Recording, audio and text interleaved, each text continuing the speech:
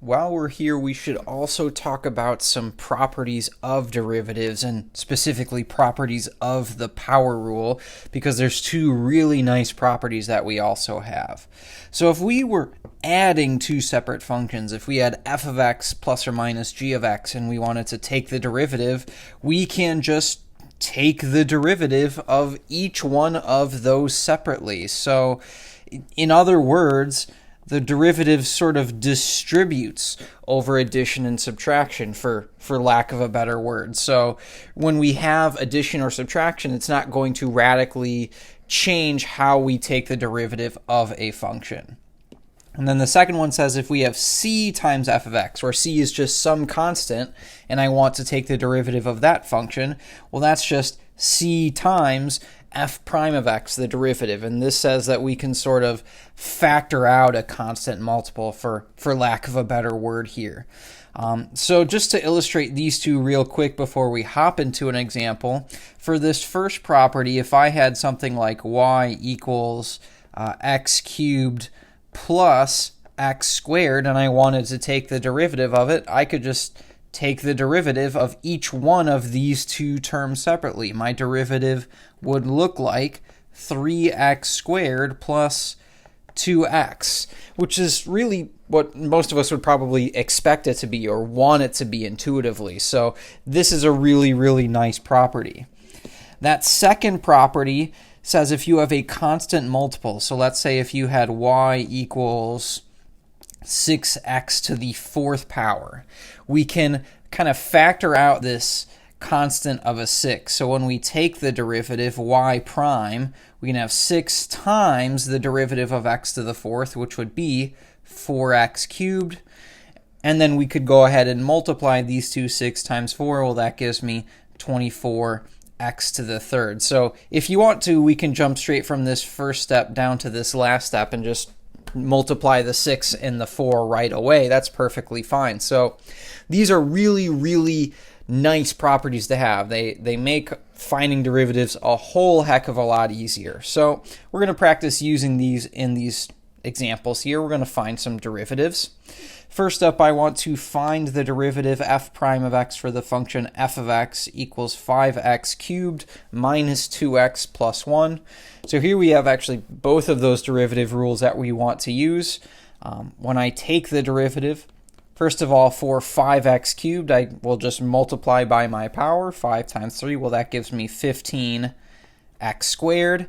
And then I take the derivative of each and every one of those other terms. So derivative of negative 2x, well, that would just be negative 2 times the derivative of x. Well, the derivative of x is 1. 2 times 1, well, we'll just leave that as 2 then. Plus the derivative of 1, we know that that's going to be 0 since that's a constant. So you can write plus 0, or you can just go ahead and drop that term off right away, and there's my derivative. F prime of x equals 15x squared minus 2x.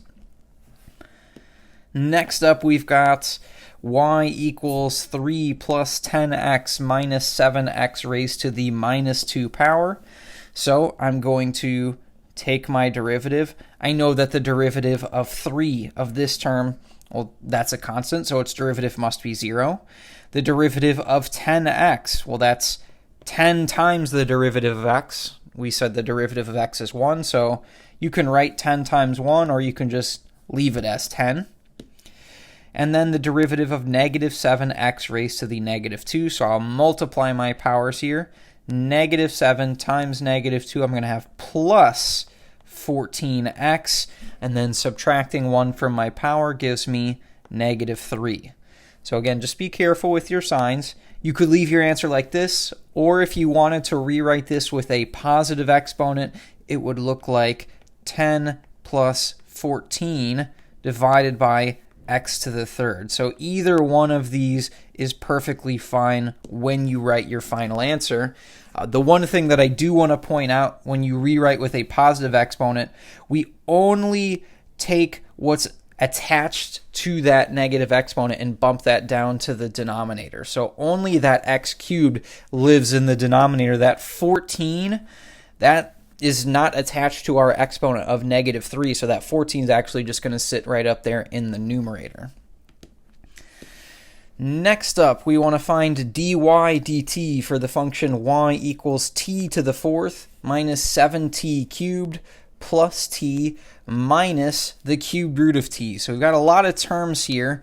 The one that draws my attention right away is this cubed root of t. I know that if I want to use my power rule, I need to rewrite that with an exponent.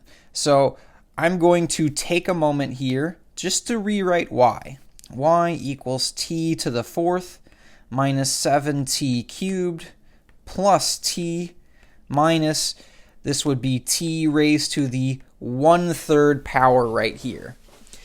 Now please notice that I've taken a step to rewrite this term right here, that cubed root of t, and everything else right here stays exactly the same. T to the fourth minus 7t cubed plus t. Please don't make the mistake of taking the derivative of those first three terms while rewriting that last term, because then you have to kind of keep track of, well, what have I taken the derivative of and what haven't I?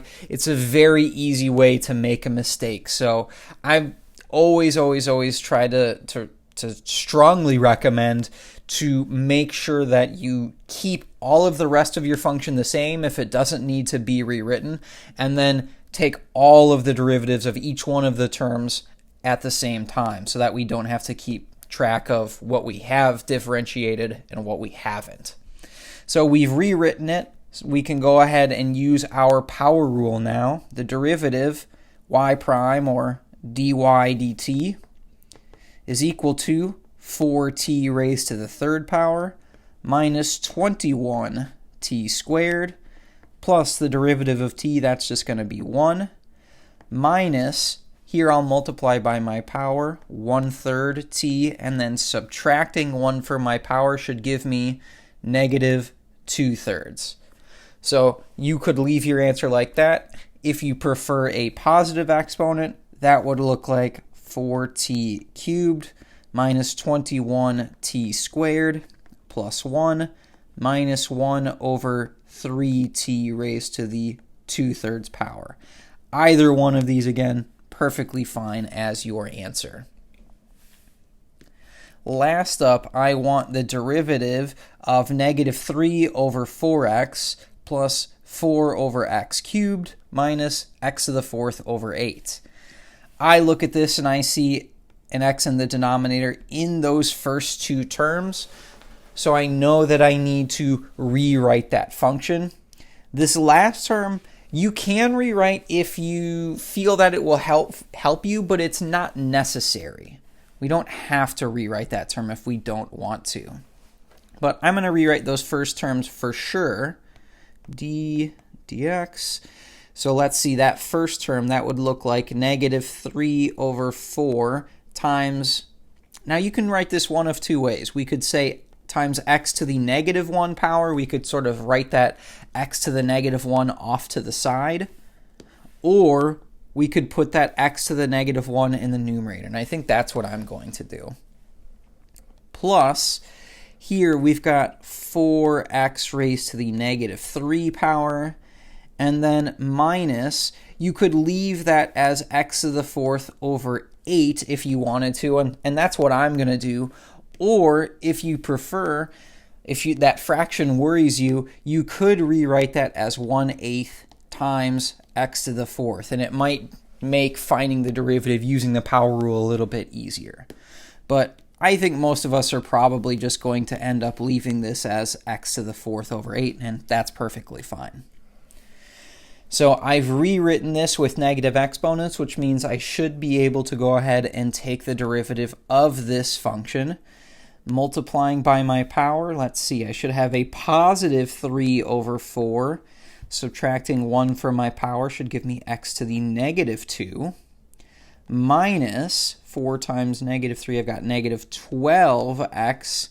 Subtracting 1 from my power, I should have negative 4.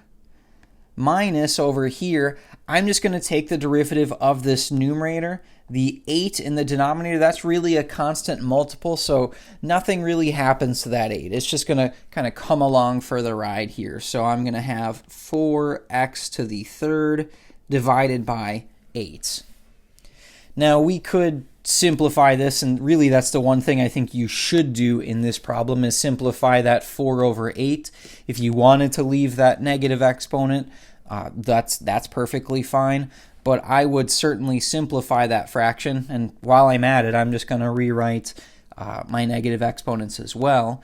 This would look like 3 over 4x squared minus 12 over x to the fourth minus x cubed over 2, and there is my derivative.